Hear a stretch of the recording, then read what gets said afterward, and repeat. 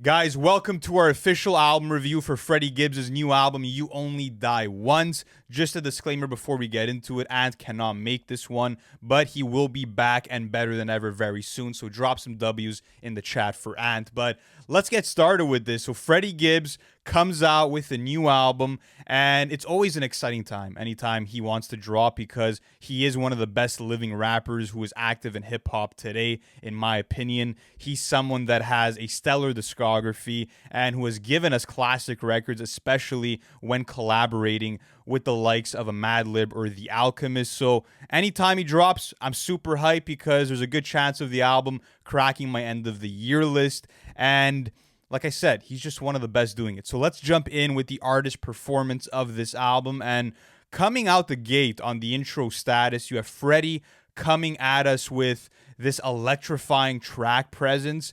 And he's attacking the sweet vocal sample, and it's the same one that Mac Miller rapped over on his 2014 song Insomniac off of Faces. So it was cool to hear that reference and that connection, but he was only rapping over it for a minute. So I wish that we got a bit more from Freddie. And that is one thing I will say is that in terms of like song structure on this album, there are certain tracks where you're only getting one verse from Freddie and he's only rapping for a minute. And as fire as it is, they do leave you wanting more when it comes to certain tracks. I will admit that. But that being said, sometimes you're getting one verse, but it's long and it's extended and it's powerful. Something like a Wolverine where you don't really care about getting a second verse or not. That being said, let me move on to the second track, Cosmo Freestyle. And I love how on certain tracks, Freddie will start just talking shit. On this one, he says, I ain't fuck with y'all guys in Vegas no more. Y'all had a guy on tequila, crack, Daniel, all that shit. And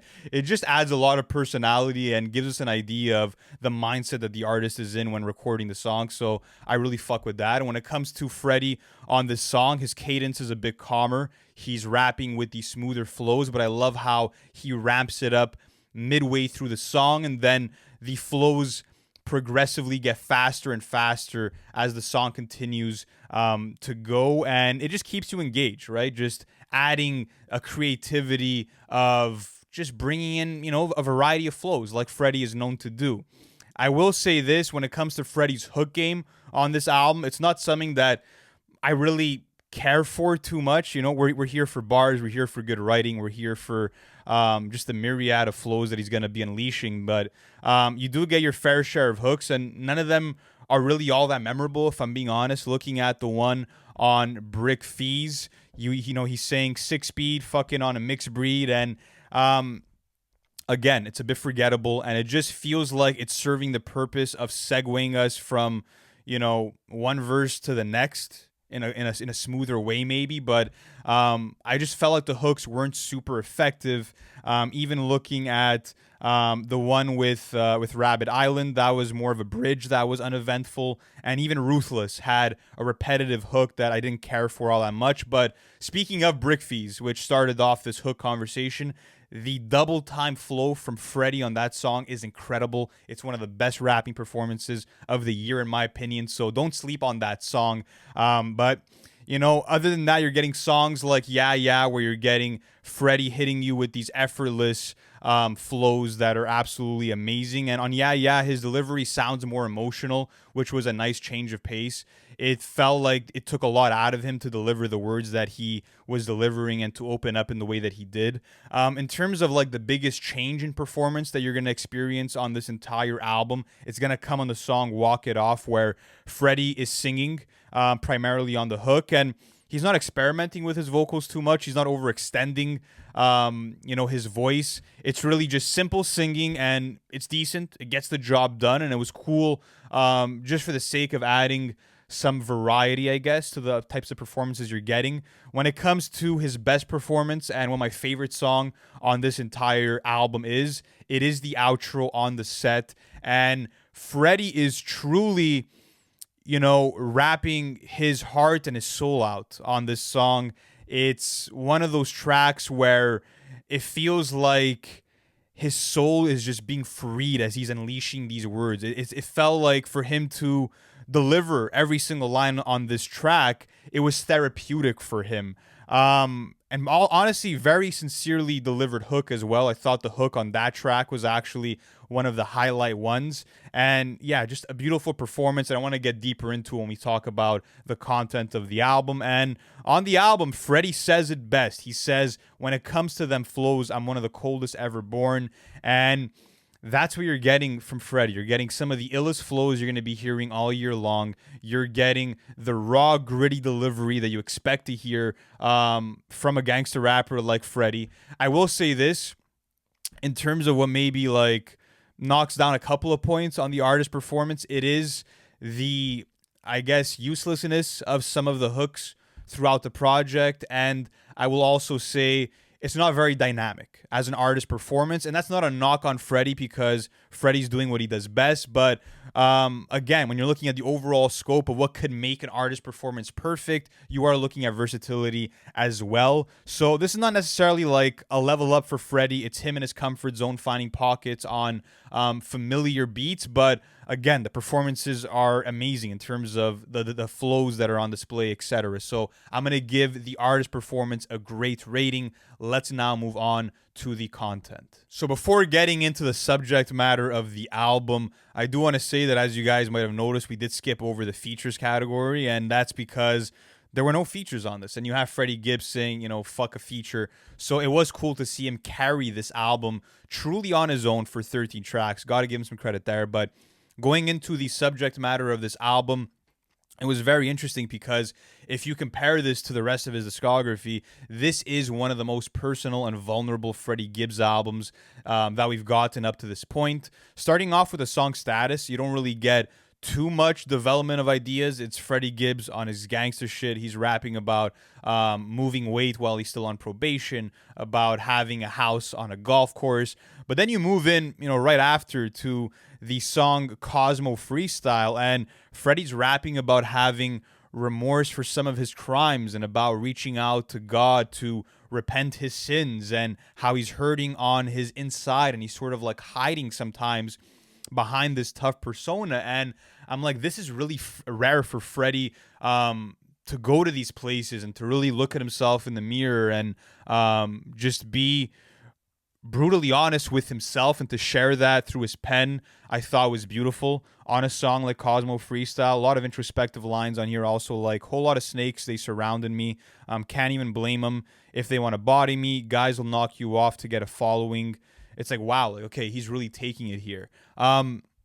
Before I move on to the topical focus of other songs, I do want to also mention that you do have a narrator on this album, and it's an actor by the name of Slink Johnson, and he portrays the devil, and throughout the project, he's persuading Freddie to do some evil, fucked up shit, you could say, and, to follow his bad impulses. So did it feel needed? To be honest with you, not necessarily. I think that the album could have sounded just as good without it, but it adds some cinematic value to the track list, so I wasn't too mad about it. On a song like Rabbit Island, you do got to talk about this one because J. Cole does catch a stray on this song with the line, Gangster Kane, I ain't ashamed, like Jermaine, I won't delete. So obviously this is in reference to J. Cole releasing the diss track 7 Minute Drill against Kendrick Lamar and then removing it from streaming platforms and essentially apologizing on stage for making that song. And I want to say this, I don't think this is necessarily like a direct diss at Kendrick Lamar. I feel like Freddie Gibbs, sorry, not a direct diss at J. Cole, excuse me. I feel like Freddie Gibbs is using J. Cole as sort of like the butt of his joke in this case. And I feel like it's his way of saying, like, I'm unforgiving. I'm the type of guy to stand on business.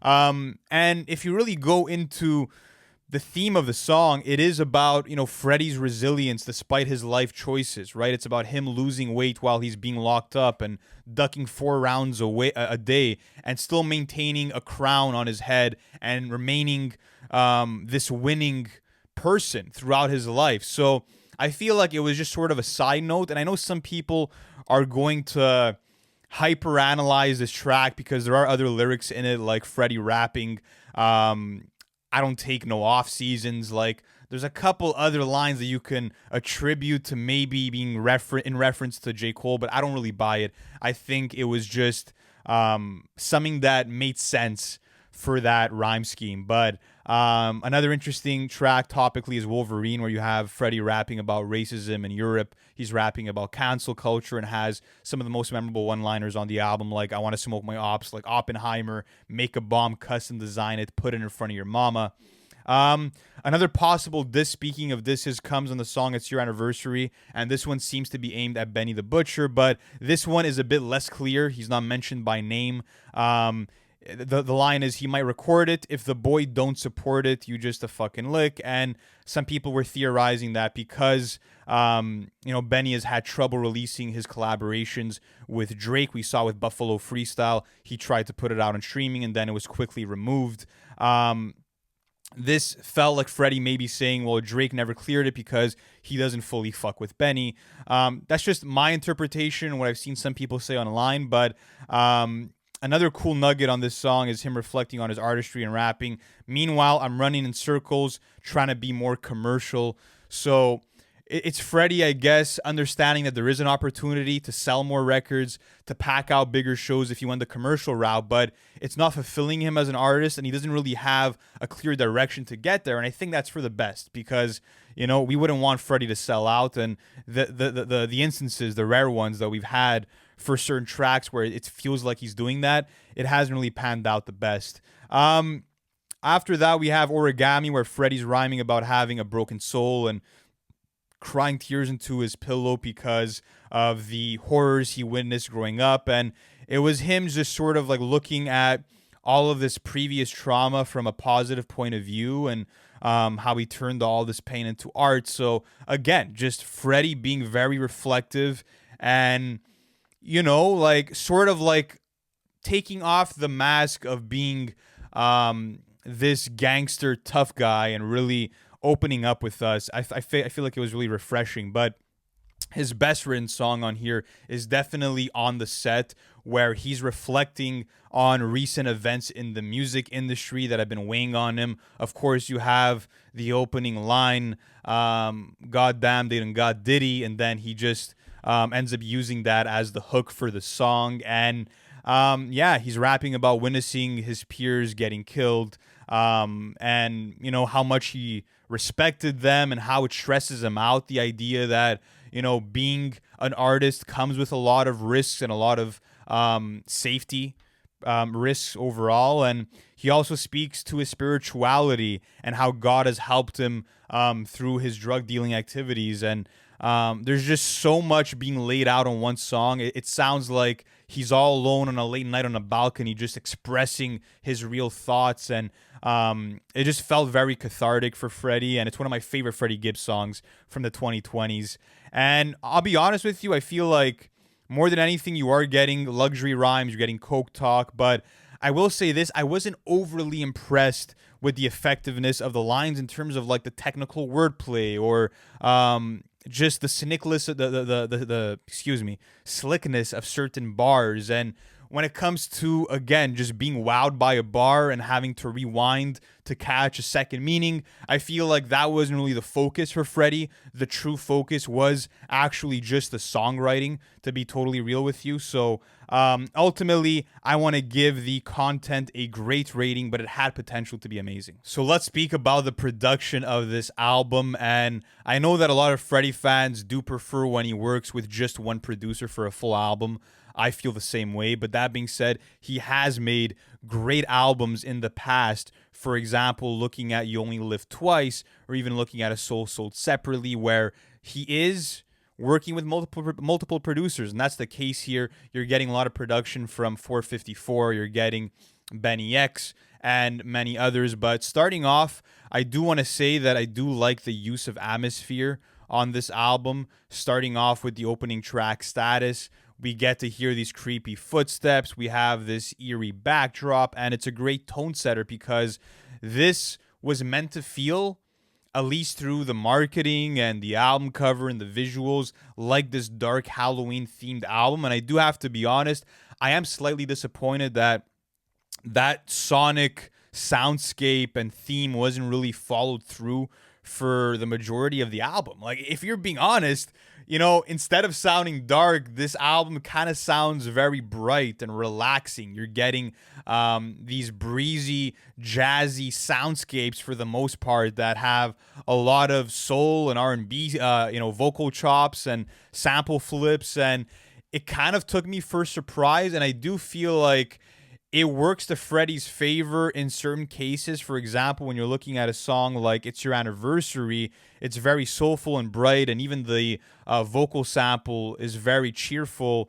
When you have this woman singing, "Do you know what today is? It's your anniversary." And it's funny because you would think that there's a positive message coming out of the song, but Freddie's actually rapping about how people are going to put up anniversary posts for his op, and it's going to be the day of his death that they're honoring and not his actual birthday or marriage anniversary or anything positive. So I like the contrast of a dark message with a bright soundscape in a case like that. Apart from that, you have a more stripped back jazz instrumental on Cosmo Freestyle, which makes us feel like we're in a jazz lounge.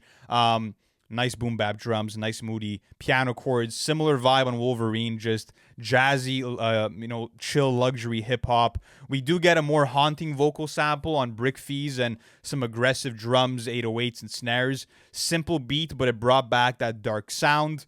Apart from that, love the vibe of Yeah Yeah. You get these dreamy keys, these nice acoustic guitar riffs, and just outstanding closing violins.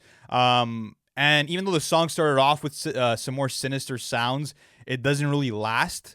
So I feel like that's sort of like the basis of this project, is that you're getting these glimpses of this darkness that's looming, but ultimately he opted for more of this sunny, summery, classical boom bap jazz sound overall. Another dope beat I have to mention is Origami, which was produced by Coleman and Benny X. I love how elegant the keys sound on this track. I love how luxurious the synths are as well. Another highlight, Walk It Off, kind of sounds like a trap symphony. I like the mix of trap drums with more orchestral sounds. And one of the best beats, of course, is On the Set, where you're getting the soulful bass line, some popping drums, some fire closing trumpets. But yeah, I mean, listen, it wasn't what I expected sonically, but the beats are all fire for the most part. They kind of are, I guess, one note. They're a bit one-dimensional in the sense that you kind of know what to expect, and a lot of the production is similar from beginning to end. But as I said, most of the production is all well produced. I want to give it a great rating, but let's now move on to the replay value. So I'm going to keep this part short and sweet. I mean, you're getting 13 Freddie Gibbs tracks, and there isn't a single miss. It's 37 minutes. It's concise. Every song serves its purpose. You do have an interlude that's woven in there that isn't really a track, but that's fine because it is adding to the storyline, the loose one that's somewhere woven into this album. I think that storyline is really about Freddie, trying to beat out that devil on his shoulder and, sort of like go on a straighter path and really start to, rationalize his older decisions and how he could have made better decisions. But ultimately, when it comes to the replay value, banger after banger, some of the best rapping performances, productions that are very easy to listen to. I think the replay value is going to be very high, like it is on most Freddie Gibbs albums. I'm going to give it an amazing rating for the replay value, but let's go into my overall thoughts. I'm going to be honest with you guys, this felt like light work for Freddie Gibbs in the sense that it didn't feel like he was necessarily pushing his artistry to another level, maybe except for the songwriting, where we did get to hear him on multiple occasions really go way deeper, maybe than he ever has before, you could argue.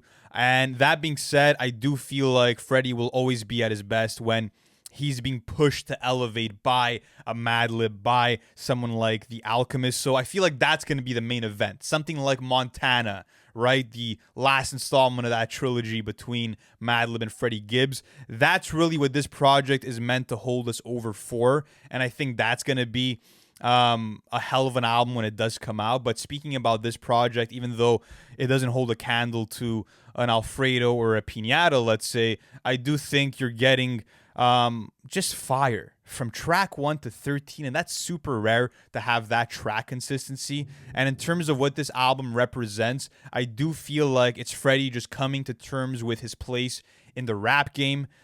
Speaking about how tough it was to make it out of Indiana when no one was really paying attention to Gary at that time. And it's him reminiscing on his life choices and how they've shaped his legacy and how he wants to continue to shape his legacy moving forward. So again, one of the most reflective and introspective Freddie Gibbs albums up to this point, and it was a breath of fresh air to hear him just be this real and honest with us. And ultimately, a really solid album. I'm going to give it a great rating. It does have a chance of cracking my end of the year list, but let me know down in the comments, how do you guys feel about the album and how would you rate it using our scale? Thank you guys so much for watching this video all the way up until the end, and we'll see you next time. Peace.